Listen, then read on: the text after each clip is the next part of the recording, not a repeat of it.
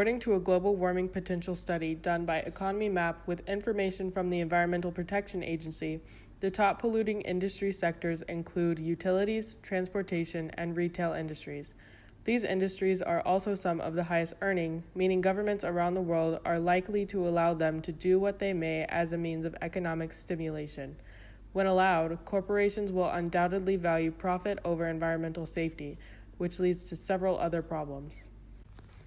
Harmful actions done by major industries include deforestation, waste dumping, and air pollution. These actions have both immediate impacts on local populations and the global climate.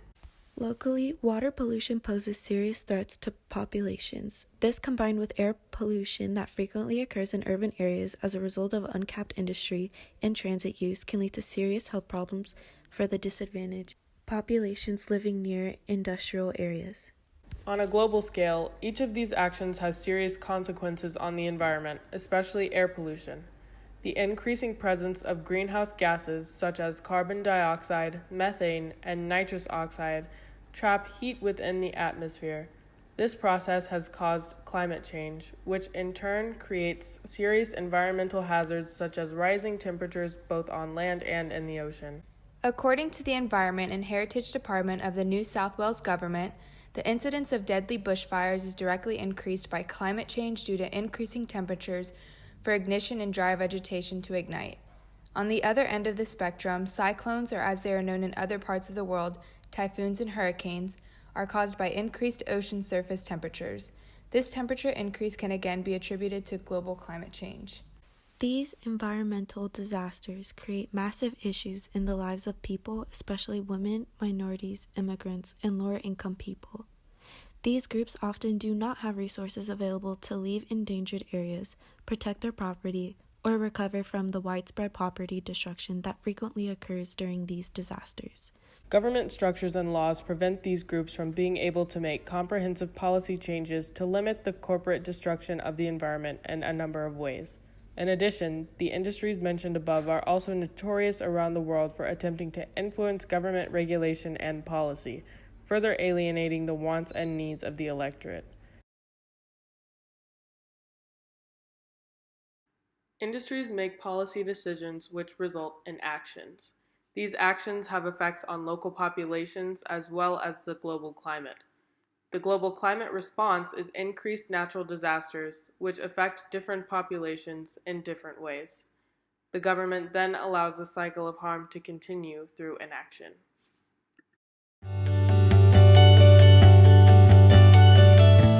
مهاجر به عنوان که یک آدمی که در افغانستان کلام شده باشه، شاید در خانواده مذهبی و اسلامی بزرگ شده باشه، این بسیار برش خیلی مشکل است که در این جامعه خوب بگیره، در صورتی که روابط اجتماعی و با ارزش با اصل مردم نداره.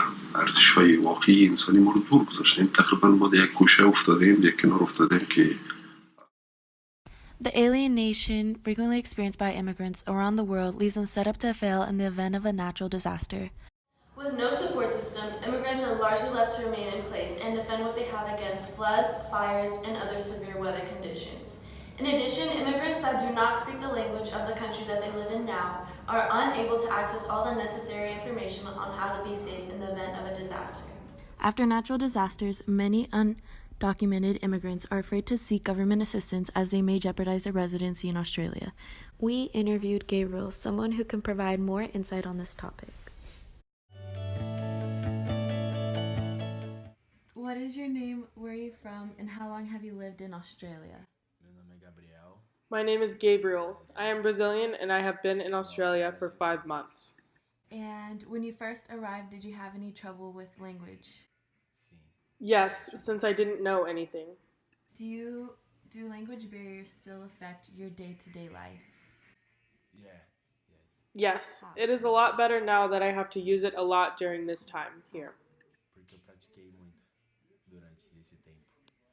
When you first arrived, did you have any sort of support system that you could rely on in event of an environmental disaster? Yes, I had a friend here in Australia who could have helped me if a disaster occurred. If an environmental disaster occurred tomorrow, Would you have a support system that you can rely on during your time of need? I just have health insurance in Australia, but I think that's not enough to cover the damages if a situation were to occur.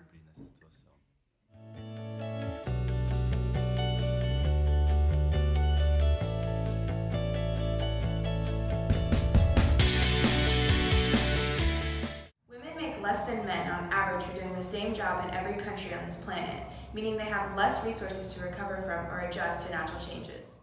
Women in developing nations are also responsible for water and food collection, both of which can be hindered by air and water pollution or a natural disaster.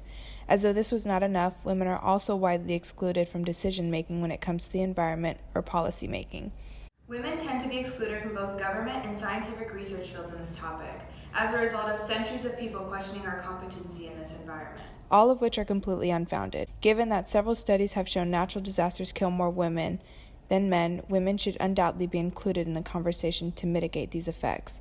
We interviewed Brittany, an exchange student studying biochemistry here at the University of Sydney. Have you ever received pressure from any sources to join certain fields of work because of your gender, and if so, where has that pressure come from? I don't think I've ever received pressure from my family. They've always encouraged me to do whatever I can. They've always told me since I was young, you can do whatever you want. So I've always wanted to be a doctor, even though I know that's a male-dominated career path. But But have you, outside of your family, has anyone ever insinuated that maybe you should be doing something else? Have they ever questioned your ability to? I don't think so. Maybe in school, I know that engineering, I've seen that as a more male-dominated force, but I don't think I've ever received much pressure not to do what I want to do. Okay. If studies show that women are disproportionately affected by environmental changes, why do you believe they're also excluded from most of the decision making? That probably has to do with, I guess, gender roles and the culture around it, and usually men, I guess, are known to be the decision makers, and women are usually supposed to stay in the household, take care of the family, so they're excluded from that. Do you believe that male politicians have the capacity to understand the issues that women face when it comes to environmental changes? I think to an extent they can see what's happening and assess the situation, but I don't think they can really relate if they're not in there and talking to these women and seeing what they're actually experiencing. Okay, thank you. Aboriginal people located in remote communities experience extremely high levels of water pollution, while Aboriginal people in urban areas frequently live in areas with high air pollution from nearby industrial zones. Natural disasters in the United States over the past 15 years have also revealed serious racial bias when it comes to hurricane response. In 2005, Hurricane Katrina hit New Orleans and devastated the city. Several reports done at the time show that the majority of the black population in New Orleans had to wait several days, if not weeks, to be rescued because government services simply were not motivated to save their lives.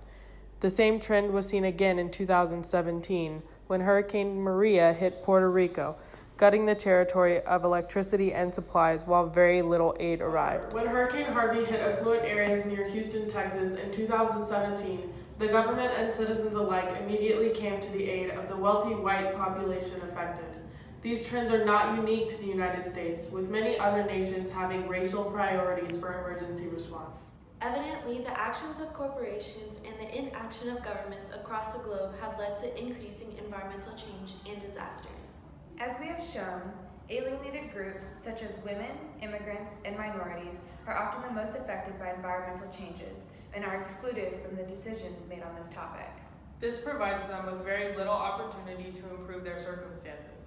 In order for this to change, governments must begin to better reflect the diversity of the populations they represent, and harmful corporate actions to the environment must be carefully regulated. Thank you for watching.